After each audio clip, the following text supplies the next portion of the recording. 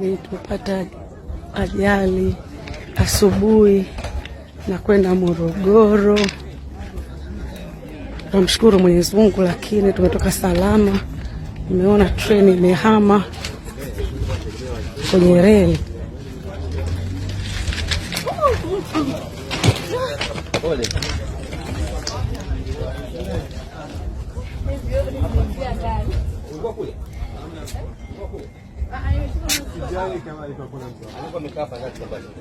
Mtuombee.